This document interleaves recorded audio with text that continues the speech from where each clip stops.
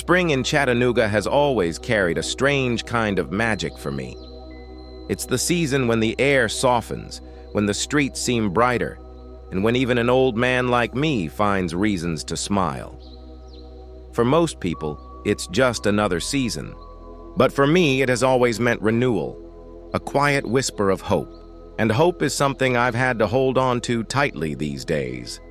Even now, at 68 years of age, when hope feels thinner and more fragile than ever before, I still find myself stopping at the sight of magnolias in bloom. Their wide, white, petals glowing against the sunlight make me pause without meaning to, as though Elizabeth were still beside me, pointing them out like she always did. The habit never left me, even when my chest tingled faintly this morning, reminding me of Dr. Benson's warnings. I ignored it. He keeps telling me not to push myself, not to walk too much. But what can a man his age really know about living with fear every day? He's barely in his 30s, strong, full of life. He's never had to wonder if tomorrow might be his last. So, I went out, stubborn as usual. I buttoned up my old tweed jacket, the same one I've worn for 15 years now, frayed at the elbows but still good enough, and decided to walk to the bank. My name is Edward Rohan.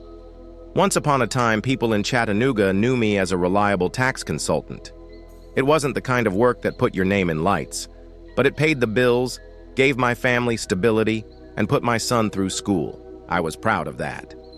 Now, though, I'm just an aging man with a weak heart, living alone in a quiet house, counting the dollars I've saved for a surgery that might give me a few more years of life. On my way to the bank, I slowed at the window of an electronics shop. The glass caught my reflection, and for a moment, I stood staring at myself. An old man with thinning gray hair, tired eyes, and a face carved with deep lines. My jacket sagged on me, though Elizabeth used to say it made me look distinguished. Solid, as she put it. She's been gone 7 years now, and the world has dimmed since the day she left. Even Pierce, my son, and I have drifted apart, as though with her death, something vital between us snapped too.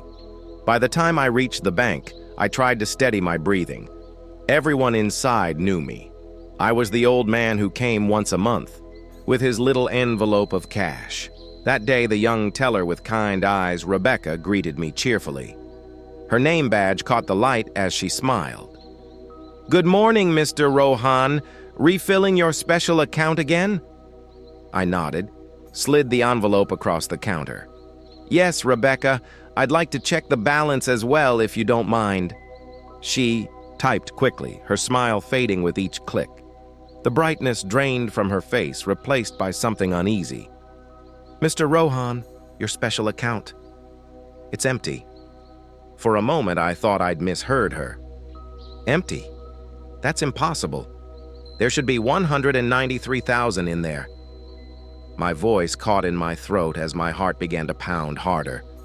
Rebecca's fingers hovered over the keyboard, her eyes darting between me and the screen. "There was a withdrawal. 4 days ago. The transaction was authorized by..." She hesitated, clearly reluctant. "By your son, Pierce Rohan, acting under a power of attorney." The words hit me like a blow. "Power of attorney?" I muttered. "Yes," she said carefully. "It's valid. It's on file here." I remembered then. 5 years ago, after my first heart attack, the doctors weren't sure if I would survive. I had signed that paper so Pierce could access the money if the worst happened. But I had survived. I kept living, kept saving, never once imagining that my own son would use it against me. This must be a mistake," I whispered, clutching the edge of the counter as the room tilted around me. Rebecca's voice rose with worry. "Are you feeling all right, Mr. Rohan? Should I call an ambulance?" "No," I said quickly, forcing myself to stand straighter though my knees shook. "I'll be fine. Just surprised, that's all." I walked out of the bank in a daze. Almost $200,000, 7 years of scrimping and sacrifice, gone in a moment. That money was meant for the pacemaker surgery, the only Chance I had to stretch my life by another 10 or maybe even 15 years. Without it, Dr. Benson's words echoed. A year, maybe 3 at most. And Pierce knew all of this. A cab carried me back to my small house in East Ridge, my sanctuary since Elizabeth's passing. From the outside, it looked like so many others, modest, well-kept. With the little garden I tended more for peace of mind than beauty.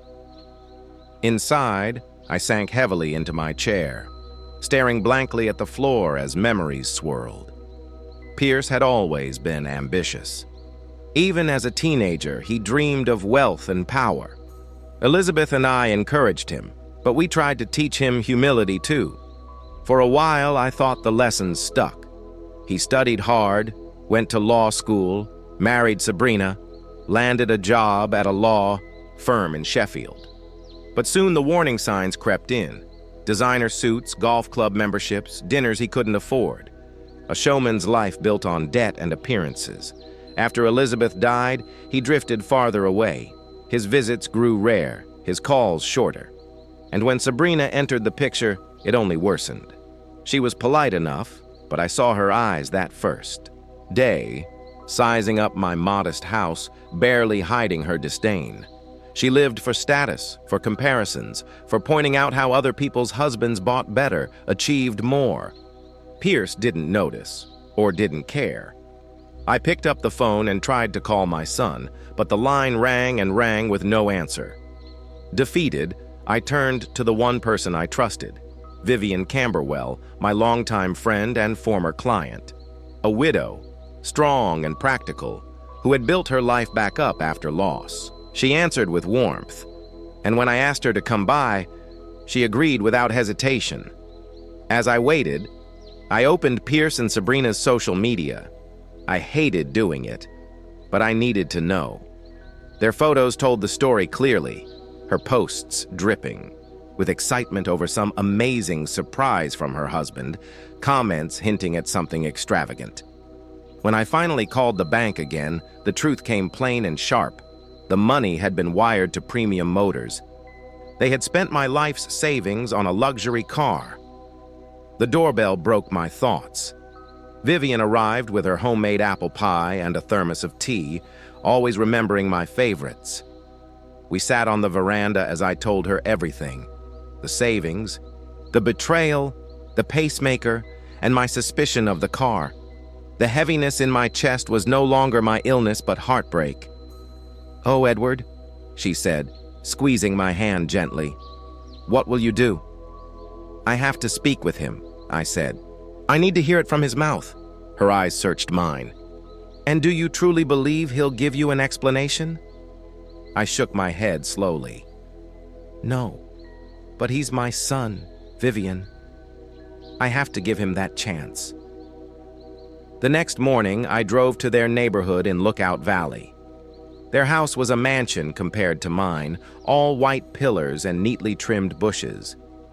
From a park bench across the street, I waited hours, watching neighbors stroll by, children ride their bikes, lives moving as they should. Until at last, Pierce's old Honda pulled into the drive. He looked tired, yes, but still sharp in his tailored suit. I stood, crossed the street, and rang his bell. My chest tightened as I braced myself. He opened the door, startled. "Dad, what are you doing here?" "We need to talk," I said evenly. Inside, the house gleamed with expensive furniture, heavy paintings, glittering decor, yet it felt soulless, sterile. No family photos, no warmth. "Where's Sabrina?" I asked. "Work. She's tied up with some presentation." He gestured politely. "Sit down, Dad. Want a drink?" "No." I fixed my eyes on him. "I went to the bank yesterday, Pierce. My account is empty." He froze, then sighed, setting down the glass he hadn't poured yet. "Ah, so that's what this is about. I meant to tell you, I just couldn't find the right time." "The right time?" My voice rose. "The right time to tell me you stole nearly $200,000 from your father? Stole?" He twisted his mouth, offended. Don't use that word, Dad. I didn't steal it. I have power of attorney. I had every right to handle your accounts. In my best interest, Pierce. Power of attorney gives you the right to act in my best interest, not spend the money set aside for the operation. On what did you spend it on? He looked away, pouring himself a whiskey. Sabrina and I decided it was time to make a serious investment. An investment in the future, so to speak. What kind of investment, Pierce? Be straight with me. He took a sip of whiskey, as if gathering his courage. We bought a car, a fancy one for Sabrina. She'd been promoted at work and she needed status-appropriate transportation. I could feel the anger building up inside, but I tried to keep my voice down. And you think your wife's car is more important than my life? Dad, don't be so dramatic. Pierce sat across from me, holding the glass with both hands. This surgery, you know, it's a long shot. Dr. Benson said that even with the new pacemaker, your situation remains difficult. How do you know what Dr. Benson said? I was stunned. That's confidential information. Pierce shrugged his shoulders. I'm your son, and I have power of attorney. I have a right to know about your condition. And on the basis of that knowledge, you've decided that I shouldn't try to prolong my life, that my money would be better spent on a car for Sabrina. It's not just for her. Pice was starting to get annoyed. It's for our family, for our future in her job. It's the connection she makes, the impression she makes. This car will open new doors for us. I looked at my son and didn't recognize him. Where is the boy that Elizabeth and I taught honesty and respect? Where is the young man who dreamed of making a difference in the world through law? Give me my money back, Pierce, I said quietly but firmly. Every dime of it. He laughed, and it was like a slap in the face. I'm sorry, Dad, but that's impossible. The car was already bought. The paperwork was done. Besides, legally, I had every right to... It's not about legal right. It's about morality. I raised my voice for the first time. You stole money that could have saved my life. Come on, Heppet the glass down on the table as if he were doing me a favor. Surgery won't help you. You're an old man. Goodbye. He said the last word with such disdain that it took my breath away. Bye. As if he was turning away an annoying visitor, not his father, who had sacrificed everything for his future. At that moment, the front door opened, and Sabrina walked in. She froze when she saw me. Edward, what a surprise. Her smile seemed strained. Pierce didn't tell me you were coming. I didn't know. Pierce stood up and walked over to his wife. Daddy just stopped by to inquire about our news. Sabrina gave him a quick glance, then turned back to me. Oh, you mean my promotion? Yes, I'm now a senior marketer. Can you believe that? And a car, I added. I mean your new car bought with my money. The money I was saving for the surgery. Sabrina's smile faded. She lowered her head, but not out of shame, more out of annoyance that the conversation had taken an unpleasant turn. Pice, did you tell him? He found out. Pierce put his arm around her shoulders. Don't worry, it's okay. We have every right to, right? I stood up, feeling my hands shaking with anger. You're talking about a right? What about a moral right? What about respecting the father who gave you education, opportunity, support? Dad, please. Pierce didn't look remorseful, but rather embarrassed by the scene I was making. Let's not be dramatic. We can discuss this calmly. No, Pierce, we can't. I headed for the exit. You made your choice. You chose a car over your father's life. And now you have to live with that choice and the consequences. Is that a threat? He crossed his arms over his chest, a smug smirk on his face. You're forgetting who I am. I'm a lawyer, Dad. I know the law. And you're forgetting who I am? I replied, opening the door. I'm your father, and I know you better than you think. I walked out of the house feeling strangely calm. The anger and frustration hadn't gone anywhere, but they were joined by something new, determination. My son thought he could betray me with impunity. Well, it was time to show him that even old men could bite. As I passed the house, I looked back.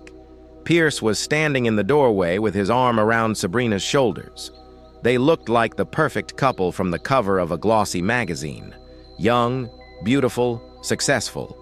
But I could see the emptiness behind that facade.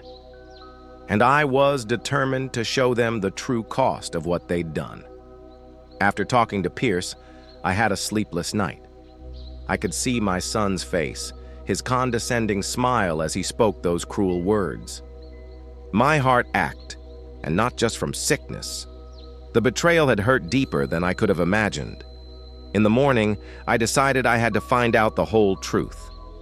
The bank statements confirmed the withdrawal, but I wanted to see for myself what my savings had been spent on, my money, my chance at life. I called Vivian and asked for her help.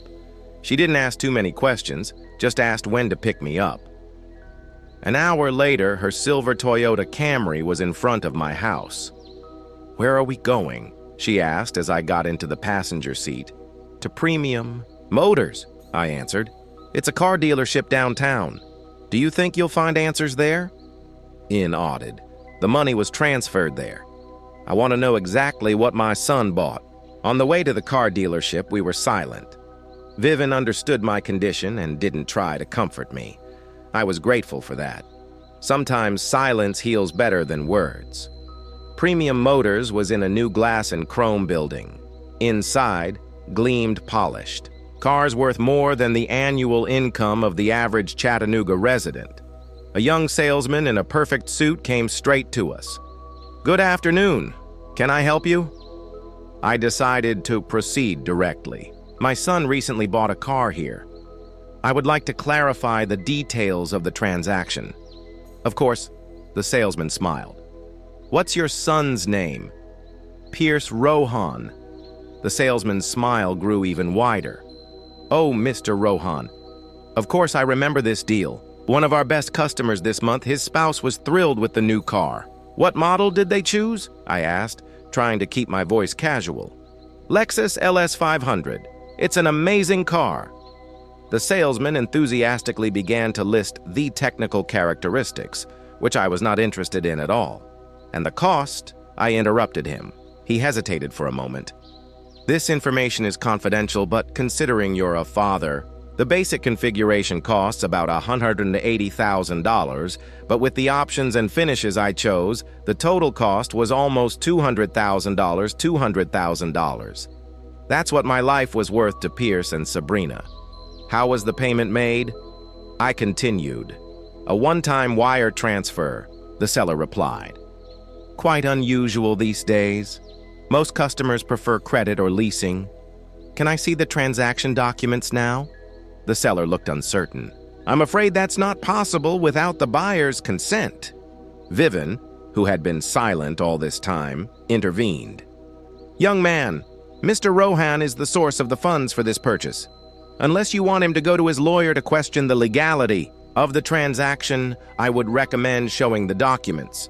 It was a bluff, but the seller turned visibly pale. I'd have to consult with the manager."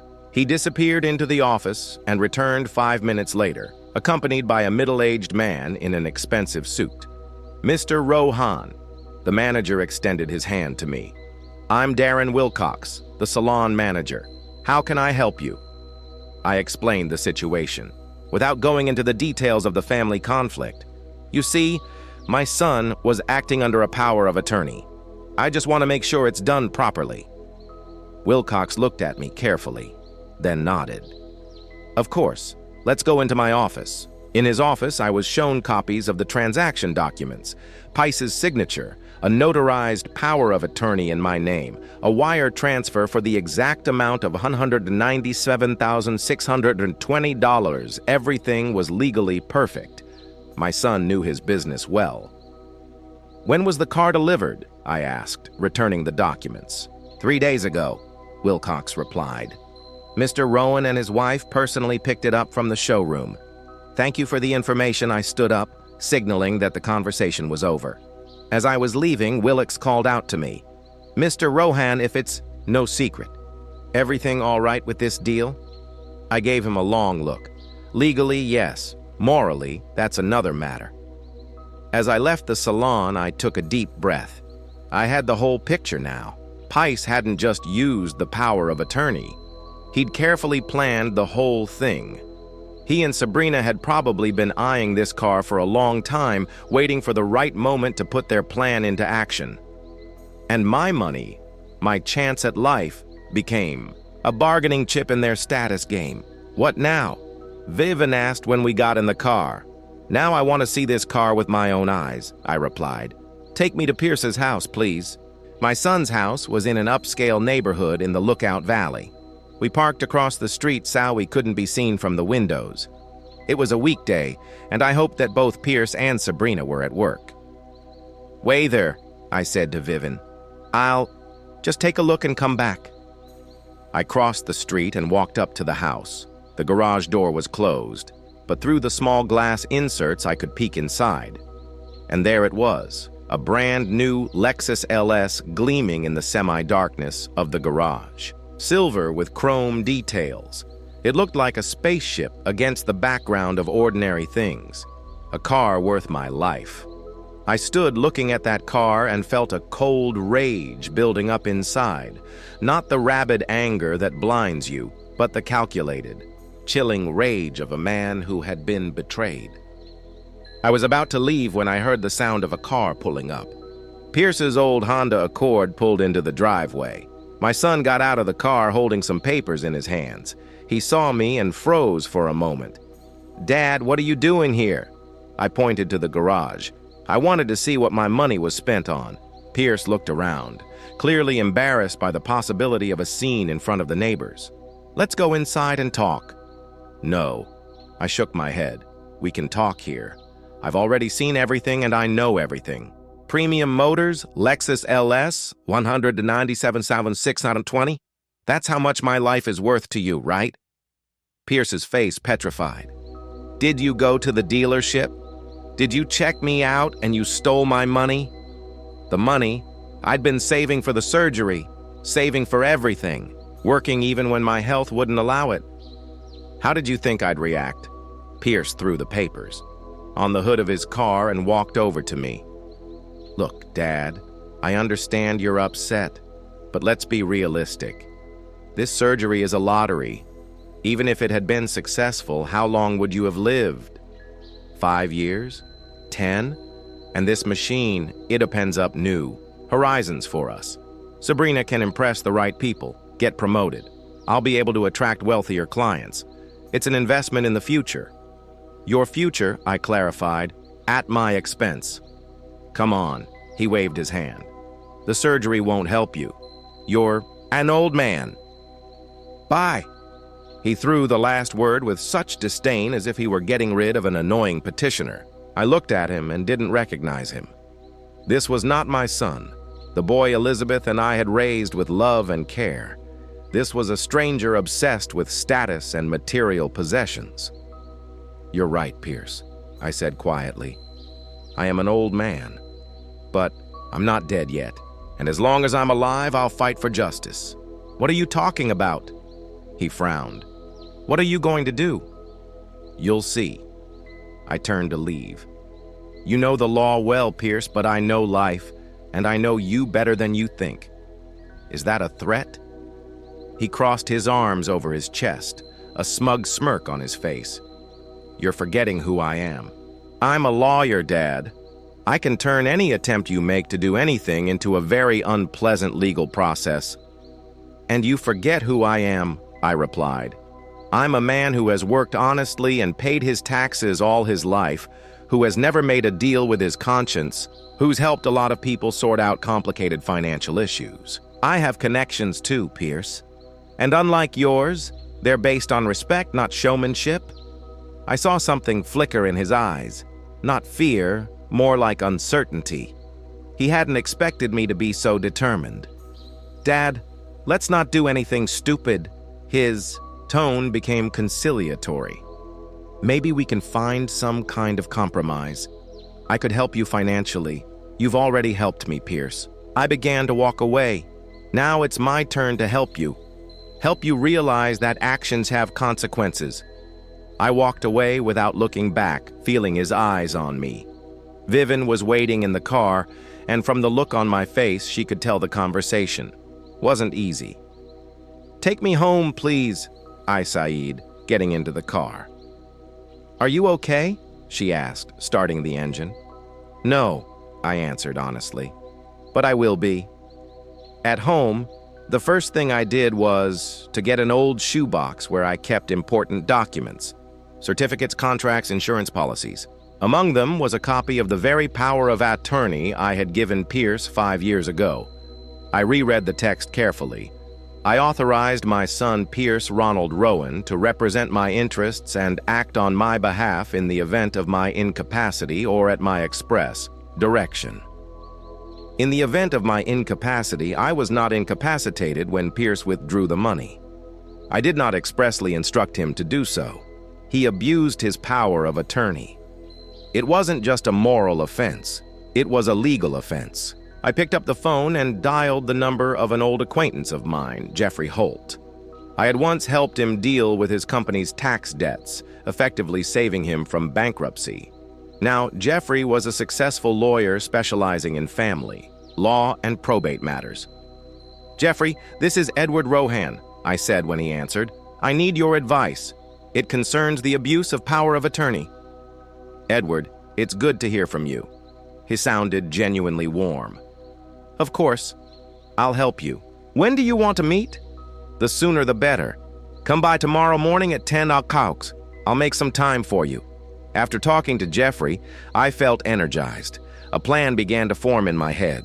Pierce thought he could betray me with impunity through legal loopholes. Well, I'll show him that knowing the law isn't everything. It's also about knowing people, their weaknesses and their secrets. And I knew more about my son than he could ever imagine. I pulled out my laptop and opened a file with Pierce's tax returns for the last few years. He'd asked me to check them before filing, and I'd saved copies. Now, those documents could be the starting point of my investigation. Pice's income as an attorney in a small law firm was enough to live comfortably, but not for the level of luxury he and Sabrina aspired to. A house in an upscale neighborhood, a country club membership, expensive restaurants, brand name clothes. All of these things required far more money than they officially earned. Where was this money coming from? Stealing my savings was just the latest step in a series of financial maneuvers. Something told me that if I dug deeper, there was more to discover. I wrote down on a piece of paper the names of people who could help me in my investigation. Vivian Camberwell, my loyal friend, the owner of a dental clinic who had connections among the local elite. Jeffrey Hole, a lawyer who could give professional advice and represent my interests. Harrison Sheffield, managing partner of the law firm where Pierce worked. We met several times at charity events, and he always showed me his respect. The list goes on and on. Years of honest work and human relations had paid off. I had contacts and the trust of people who could make a difference. I felt a strange calm. The anger and frustration hadn't gone anywhere, but now they were joined by a cold determination. Did my son think he could betray me with impunity? Well, it was time to show him that even old men could fight back. Before I went to bed, I wrote out a plan of action. 1. Legal advice from Jeffrey. 2. Gather information on Pierce and Sabrina's finances. The third was to find out my son's professional secrets. I knew that the practice of law, especially in small firms, often involves ethical compromises. Perhaps Pierce was involved in something questionable too.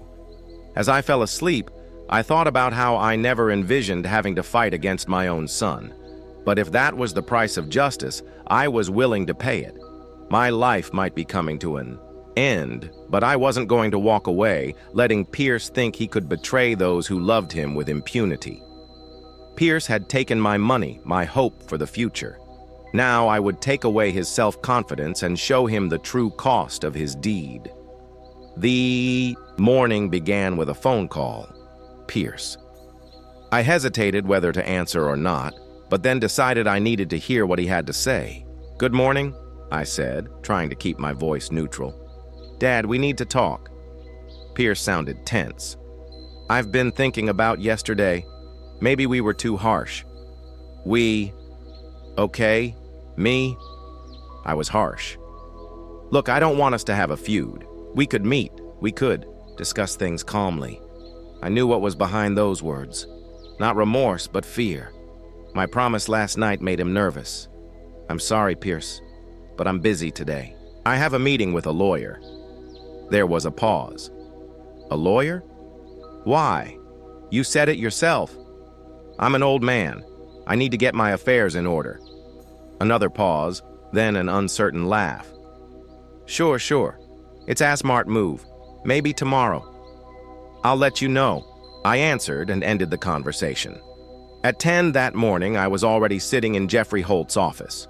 His law firm was located in a beautiful historic building in downtown Chattanooga.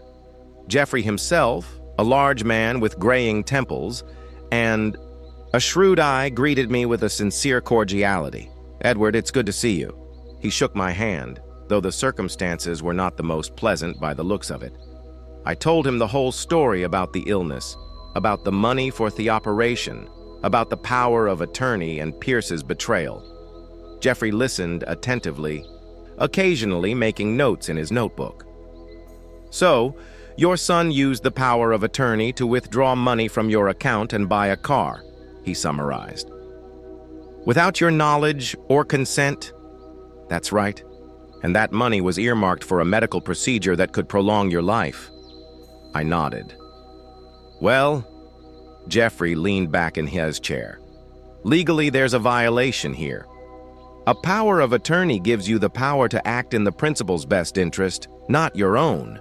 We could file a lawsuit for abuse of power of attorney and seek reimbursement. What are the chances of success? Honestly, 50-50. Your son's a lawyer. He's probably drawn up the formalities to be within the law. The trial could drag on for months, if not years, given your health." "I understand," I interrupted him. "Direct legal action is not the best option, but there are other ways." Jeffrey looked at me carefully. "What do you mean?" "I want to gather information about Pierce and his wife's professional activities. I suspect that their lifestyle is funded by more than just legal income." "You're going to blackmail your own son?" Jeffrey raised his eyebrows. "No," I shook my head. "I'm going to get justice. If the law is broken in the process, well, let the law decide." Jeffrey thought for a moment. "I can't participate in the collection of dirt, Edward. It's against professional ethics. But I can give you legal advice about what actions are legal in this situation and what actions are not." We talked for another hour. Jeffrey explained to me which methods of gathering information were legal and which could get me in trouble with the law. He also recommended a private investigator he had worked with in the past, Brad Kowalski. Jeffrey wrote his name and phone number on a business card. He's a former police officer now in private investigations, professional works within the law. I thanked Jeffrey, and on my way out, I asked, "What do you personally think about all this?" He sighed. "As a lawyer, I have to be objective as a human being. If my son did this to me, I'd seek justice too." From Jeffrey, I drove straight to Vivian's. Her dental clinic was in a good neighborhood and had a reputation as one of the best medical facilities in the city. Vivian's clients included many of Chattanooga's influential people. I caught her on my lunch hour. We settled into her office, and I recounted the conversation with Jeffrey. "What do you plan to do next?" Vivian asked when I had finished. "I need information about Pice and Sabrina's professional lives, their actual incomes, possible improprieties, secrets, something to help me gain leverage." Vivian looked at me carefully. "Are you sure you want to go down this path, Edward? It could destroy your family for good." "Family?" I grinned bitterly. "Pierce ruined it the moment he stole the money from my surgery. He chose a car over his father's life." "No, Vivian. I just want justice and maybe teach him a lesson he'll never forget." She nodded. "Good. I'll help. I know people in all kinds of fields, including marketing and law. They can ask around about your son and his wife. Thank you. I shook her hand. I knew I could count on you. But Edward, Vivian looked me in the eye. Promise me you won't do anything. You'll regret. I'll act within the law, I assured her. I just want to know the truth. That same day, I called Brad Kowalski, the private investigator Jeffrey had recommended. We agreed to meet that evening at a small cafe on the outskirts of town. Brad was a short, wiry man in his 50s with a keen eye and a none-remarkable face. Perfect for his profession. So, you want me to gather information about your son and his wife? He said after hearing my story. What exactly are you interested in? Their financial situation, their professional activities, possible violations of law or ethics, and the purpose? Restoration of justice. I didn't go into details. Brad looked at me carefully. Mr. Rowan, I need to be sure you're not planning to use the information you've obtained for illegal actions. I'm a lawyer by training, I lied, thinking it would make the conversation easier. All I want are the facts. What I do with them is my business. Brad seemed satisfied with that answer. My fee is $200 a day plus expenses. Results usually appear in a week or two, depending on the complexity of the case. I agreed to the terms and we exchanged contacts. Before I left, Brad asked, "What exactly do you suspect?" I wondered. My son is an attorney at a Sheffield law firm. His wife is a marketing executive at the Bridgestone supermarket chain. They live much richer than they can afford on their official incomes. They recently bought a $200,000 car with money stolen from me. I guess this isn't their first questionable financial move. I see. Brad made a note in his notebook. I'll get back to you as soon as there's something interesting. I spent the next few days waiting. Pierce called twice more, but I didn't pick up. I needed time to gather information before meeting with him again. On the fourth day, Vivian called. "I have something interesting," she said. "Can you come over?" An hour later, I was at her house. Vivian lived in a spacious apartment in the center of the city. It was cozy and tastefully furnished, reflecting her personality, practical and elegant. "My friend Helen works in the marketing department at Bridgestone," Vivian began as we settled into the living room. "She's not crazy about your sister-in-law. According to her, Sabrina is known for her creative approaches to budgeting." "What does that mean?" "She oversees ad campaigns, contracts with agencies, approves budgets. According to Helen, these contracts are often inflated. The difference settles somewhere on the side. Presumably, some of it goes back to Sabrina in the form of a thank you kickbacks." I nodded. "It's a classic scheme. Any proof?" Helen says there are rumors within the company, but no direct proof. However, she did mention one advertising agency, Creative Plus. They get a disproportionate amount of orders from Bridgestone and Sabrina oversees all the contracts. I wrote down the name of the agency. "Anything else?" "Yes." Vivian pulled out a piece of paper. "Remember Richard Turner? He worked with you in tax consulting, then went into private practice." I nodded. Richard was a good professional. We met occasionally, at professional events. He knows the managing partner at the Sheffield firm, Vivian continued. According to him, Pice's work there had not been very satisfactory of late. There have been complaints from clients about broken promises and inflated bills. Interesting. I made another note. This could be useful. There's something else. Vivian looked concerned.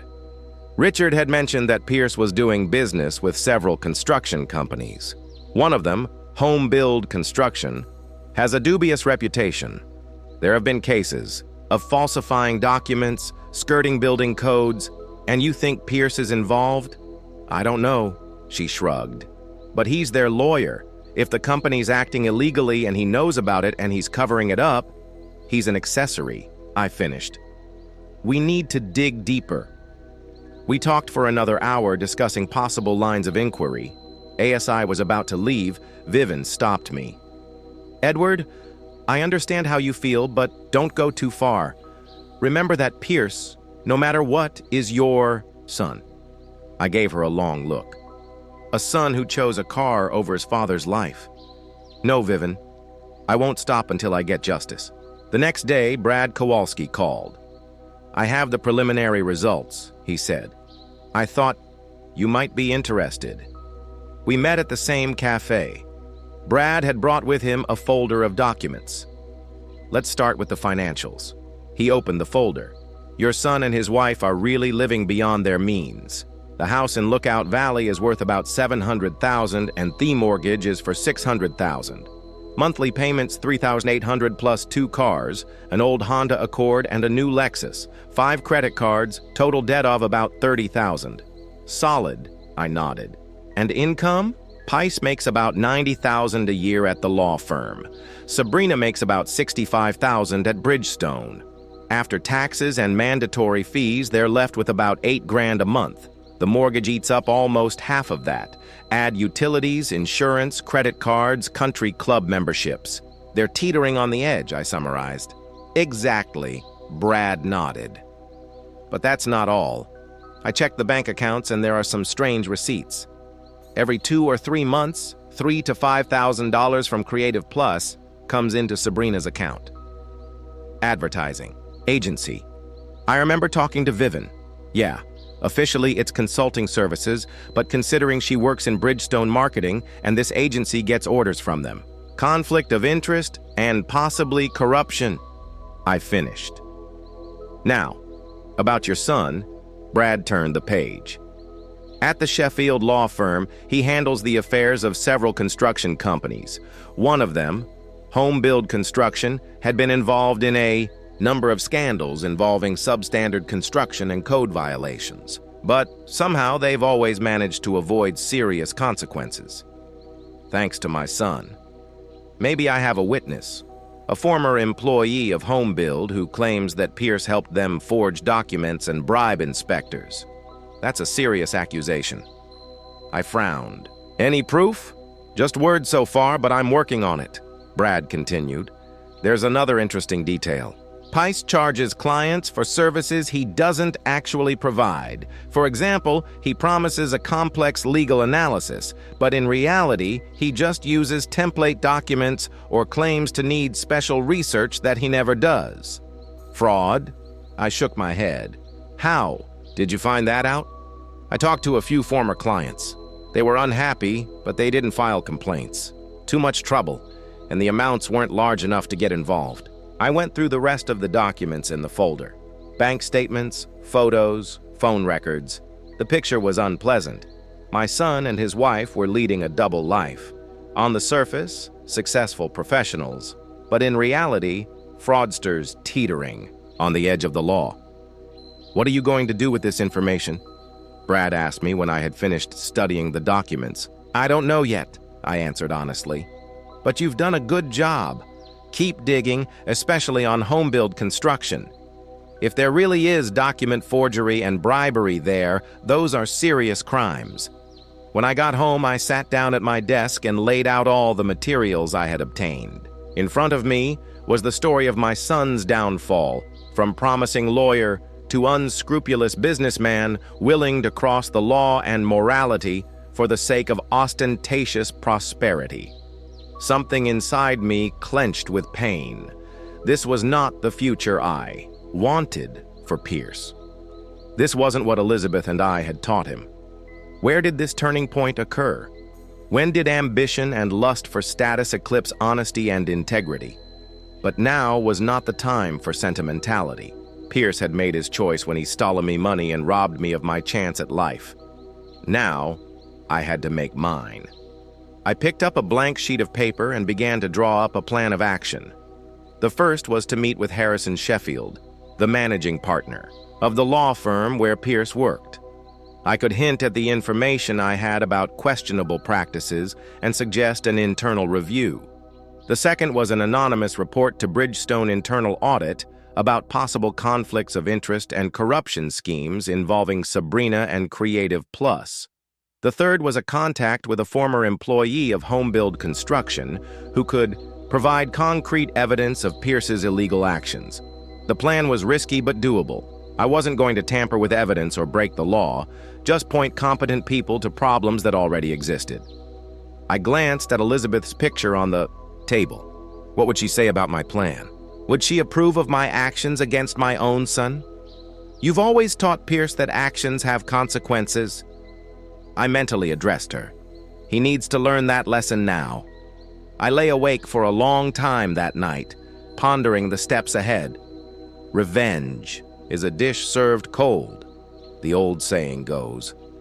And I was ready for my revenge to be not just cold, but calculated, precise, hitting exactly where it would be most painful at Pierce and Sabrina's pride and smugness. They took away my opportunity to prolong my life. I will take from them what they value most: status, reputation, ostentatious prosperity. And when they lose it all, when Pierce comes to me on his knees begging for help, I will remind him of his own words. The morning was overcast, which suited my mood. The plan was ready and it was time to act.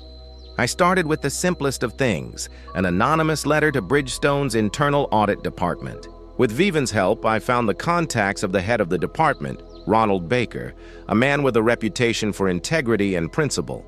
In the letter, I outlined the facts about a possible conflict of interest.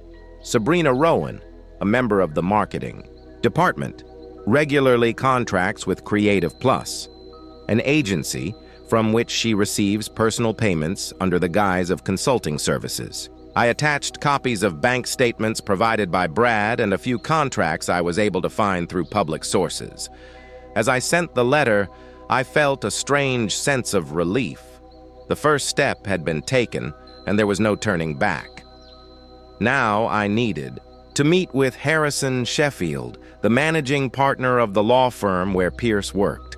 I called Sheffield's office and, after introducing myself, asked for a meeting about a personal matter. To my surprise, he agreed to see me the same day. Harrison Sheffield turned out to be tall, lean man with an attentive gaze and gray hair on his temples. His office on the 20th floor of the business center offered an impressive view of the city and the Tennessee River. "Mr. Rowan," he shook my hand. "It's a pleasure to finally meet you in person. Your son has told me a lot about you. Only good things, I hope." I smiled, taking a seat in the visitor's chair. "Of course he did. He said you were an excellent tax consultant. I wish we'd crossed paths professionally." Sheffield sat down across from me. "What can I do for you?" "I've decided not to beat around the bush. It's about my son, Pierce. I have information that might interest you as managing partner of the firm." Sheffield tensed slightly. "What kind of information about possible violations of professional ethics and possibly the law?" I pulled out a folder of documents Brad had collected. Pice does business with several construction companies, including Home Build Construction. "Yes, that's one of our important clients." Sheffield nodded. "I have evidence that Pierce is helping them. Skirt building codes and falsified documents." I put the folder on the table. "Here is the testimony of a former home builder employee and some documents that support these allegations." Sheffield slowly opened the folder and began to look through the contents. His face remained impassive, but I could see the white knuckles of his fingers clutching the documents. "These are serious allegations, Mr. Rowan," he said at last. "If they prove true, it's not only a matter of professional ethics, but of criminal responsibility." "I understand." I nodded. "That's why I came to you, not the police or the prosecutor's office. I think you'll want to look into this internally." "Why are you doing this?" Sheffield looked at me carefully. "He's your son." I sighed and told him the story about the money for the surgery, the power of attorney, and the Lexus. Sheffield listened without interrupting, and his face gradually darkened. "I'm sorry you had to go through that," he said when I was done. "And I understand your desire for justice to be done, but are you sure you want to go down that road? It could seriously jeopardize Pierce's career." "He made his own choice," I said, firmly. "Now let him live with the consequences." Sheffield nodded and closed the folder. "I'll conduct an internal investigation. If the allegations prove true, we'll be forced to take action in the best interest of the firm. I understand and I appreciate your objectivity." As I was about to leave, Sheffield stopped me. "Mr. Rohan, I have to ask, are you sure this information is accurate? We're talking about serious allegations that could destroy not only your son's career, but our firm's reputation." "The information was obtained legally through a licensed private investigator," I replied, "but the final conclusions, of course, are yours." Sheffield nodded, and I left, feeling a mixture of satisfaction and bitterness. Another step had been taken, another stone laid in the foundation of my revenge. The next item on the plan was to meet with Derek Foster, a former employee of Home Build Construction, who Brad said could provide concrete evidence of Pice's illegal actions. Derek agreed to meet me at a small bar on the edge of town. He was a large man with a tired face in the weary hands of a construction worker. "Are you Pierce Rowan's father?" he asked when we were seated at the far table. "Yes," I nodded. "Thank you for agreeing to meet me. Honestly, I'm surprised." Derek sipped his beer. "It's not every day that fathers gather dirt on their own kids." "I have my reasons," I said. "But this isn't about me right now. Tell me what you know about Pierce's activities at Home Weed." Derek looked around as if to see if anyone was listening, and then he started to say, "I was a foreman at Home Build for 5 years. I left 6 months ago when I realized I couldn't be a part of this. A shined dig. The company builds houses with cheap materials, doesn't follow the norms, saves money on everything from the foundation to the roof. And when problems arise, and they do all the time, your son helps fix them. How? Forging documents, bribing inspectors, intimidating disgruntled customers with legal threats." Derek shook his head. "I've seen him personally change the results of technical expertise to hide defects in structures. Do you have any proof?" Derek pulled a flash drive out of his pocket. "Here are copies of some documents, the original expert reports and their corrected versions, emails between Pierce and Home Build, lists of bribed inspectors with payout amounts. I kept it as insurance in case the company decided to make me a scapegoat." I took the flash drive, feeling my heart start to beat faster. This wasn't just rumor or suspicion. It was concrete evidence of illegal activity. "Why didn't you go to the police with this?" I asked. Derek grinned bitterly. "And who would have believed me? A former employee perhaps harboring a grudge against the company against a respected lawyer and a major construction firm with connections in the city government?" He shook his head. "No, that would be a surefire way to get yourself in trouble, but as long as you're digging, I appreciate your help." I shook his hand. "And I promise this information will be put to good use." "You know," Derek finished his beer, "I always thought your son was a good kid, smart, educated, but something about him has changed in recent years. It's like all moral restraints have disappeared.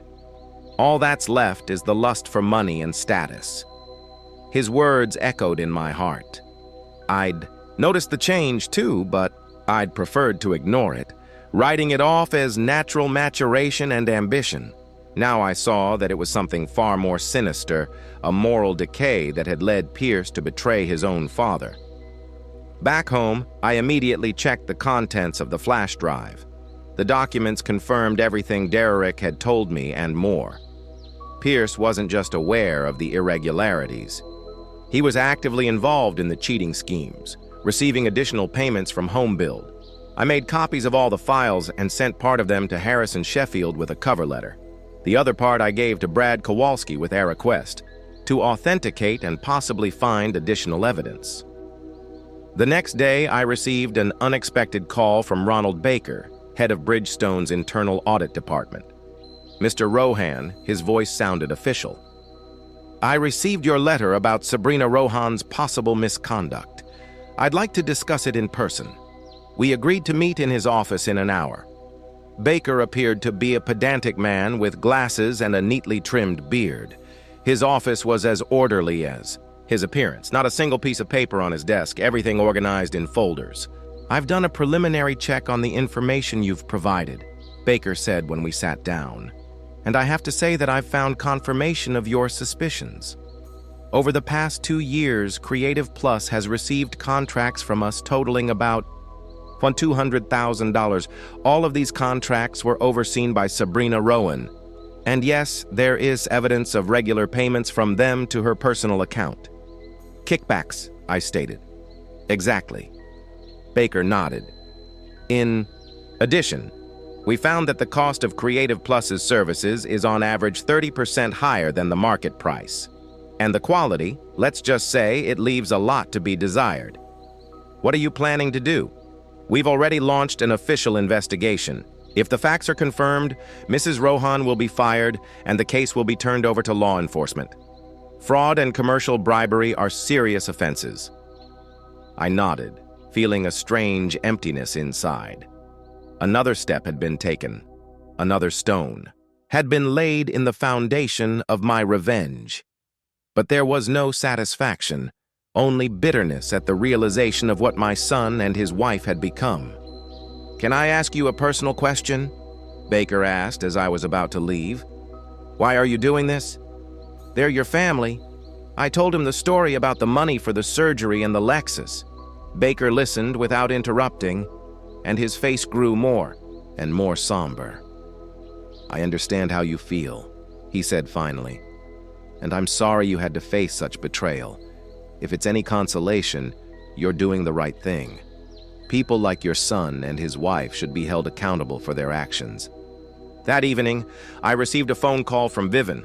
"Edward, did you hear that?" Her voice sounded agitated. "About what?" Pice had been suspended from the Sheffield firm temporarily pending an internal investigation. It's all over town. I felt my heart sink. This was happening faster than I expected. What else is being said?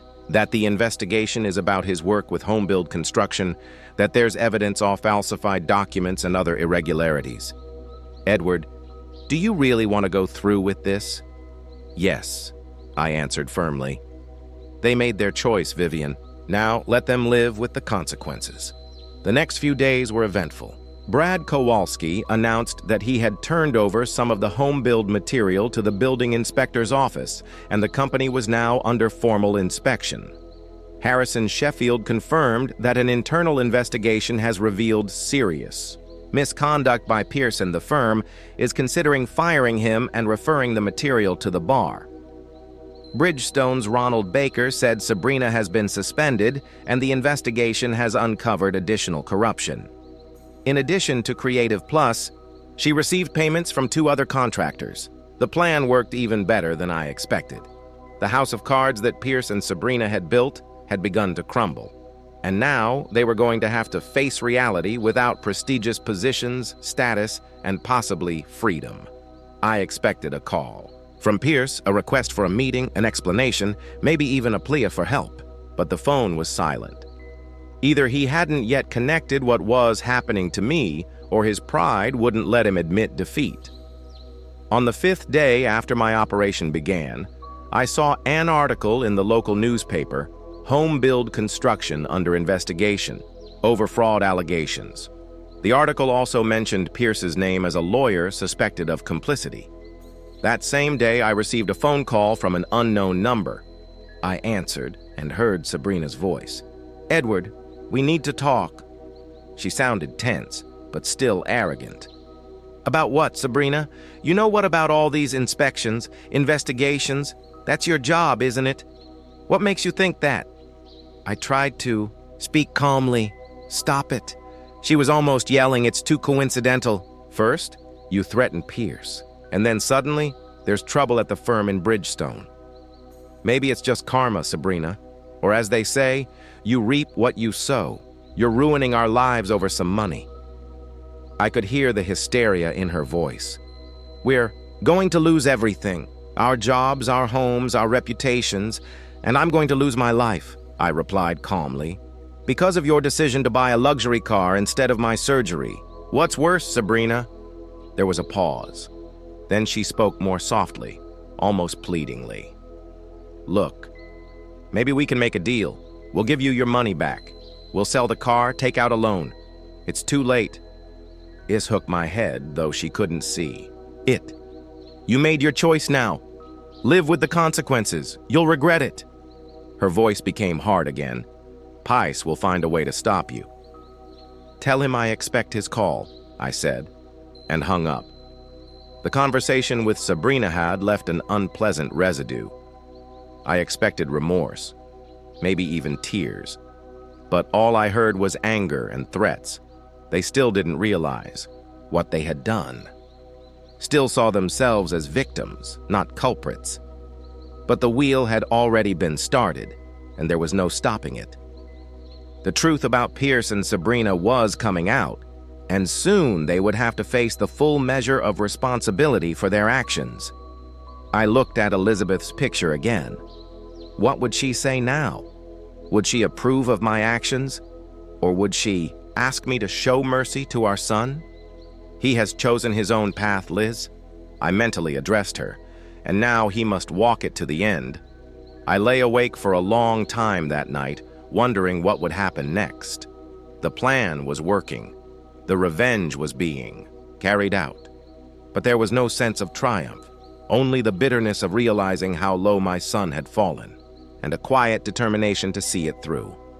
Because some lessons are only learned through pain, and Pice was about to learn the most important lesson of his life, the cost of betrayal. 2 weeks passed in a blur. I received reports from Martin on the progress of the bank investigation, from Brad on the new details of Pierce's machinations, from Vivian on the rumors circulating in the city. My revenge unfolded like a well-choreographed play, each act following the previous one with inexorable logic. On Monday, I received a call from Harrison Sheffield. "Mr. Rowan, the investigation is complete." His voice sounded formal and restrained. "The allegations have been confirmed." Pierce was indeed involved in schemes with home-build construction, forging documents, giving false advice. We had to fire him and refer him to the Bar Association for consideration of disbarment. "I understand," I replied. "You did the right thing." "He knows you provided the information," Sheffield added after a pause. "I didn't tell him, but he guessed. It was inevitable." "He's furious," Sheffield warned, "and seemingly desperate. Be careful." I thanked him and hung up.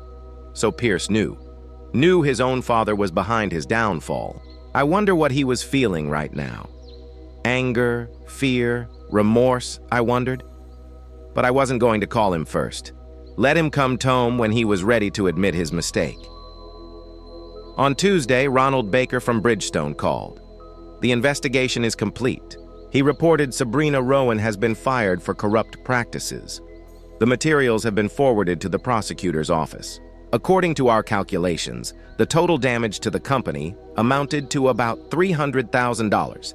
The difference between the real cost of services and what we paid Creative Plus and Sabrina's personal enrichment, about $80,000 over 2 years. Not as much as one might think, but enough for a criminal case. I thanked Baker for the information. Another step taken. Another blow struck. On Wednesday, a letter arrived from the bank. Official on letterhead, stamped and signed by Martin Green. The investigation into the abuse of power of attorney has been completed.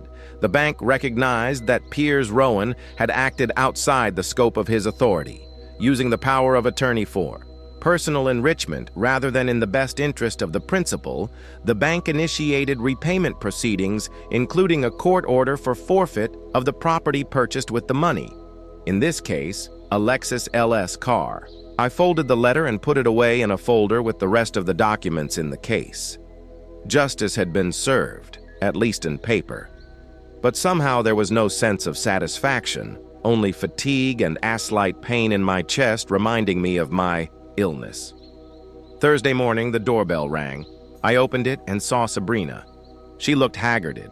No makeup, plain clothes, no hint of her former glamour. "May I come in?" she asked.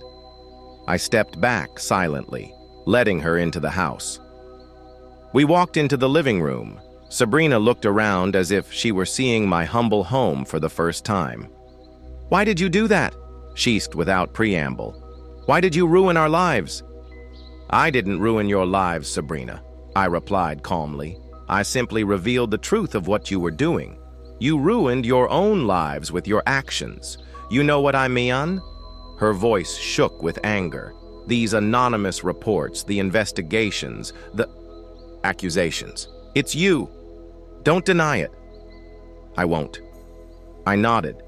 Yes, it's me. So what? She looked at me with genuine incomprehension. Why? Because of the money. Because of the car. We could give you the money back in time. This isn't about the money, Sabrina. This is about betrayal. That my own son stole money that could have saved my life and spent it on your car. It's about the fact that when I found out about it, he said to me, "Surgery won't help you anymore. You're an old man." He didn't want to say that. Sabrina lowered her head. He regretted it later, but he said it, and he made a choice. Now you both live with the consequences of that choice. She was silent for a moment, then spoke again, quieter. What do you want from us, Edward? What do you want? Justice, I answered simply. And understanding. I want Pierce to understand what it's like to have someone close to you betray you at the worst possible moment. You destroyed him, she sounded bitter. He was fired, soon to be disbarred. Probably a criminal case. He'll never be able to practice law again. He destroyed himself, I corrected, by his actions, his disregard for the law and ethics. All I did was help the truth come out. Sabrina stood up. You know, I'm leaving him, she said, looking me in the eye. I'm getting my things today and moving in with my parents. I can't stay with a man who's lost everything, including an expensive car. I couldn't help but be sarcastic. It was repossessed yesterday, Sabrina pursed her lips. The bailiffs came with a ruling. They said that the car was being confiscated for illegally obtained funds. So, the bank investigation worked. I nodded. Good. Did you? She choked with indignation. You're a monster, Edward. A cold, calculating monster. No, Sabrina, I shook my head. Monsters are those who put material things before the money. Those who choose a Lexus over surgery. The ones who take kickbacks and forge documents for the sake of ostentatious luxury. She didn't say anything, just turned and walked out of the house, slamming the door loudly. I remained seated in the chair, reflecting on our conversation. Sabrina was leaving Pierce not because of his actions, not because of his deceit or betrayal, but because of the consequences, the loss of status, money,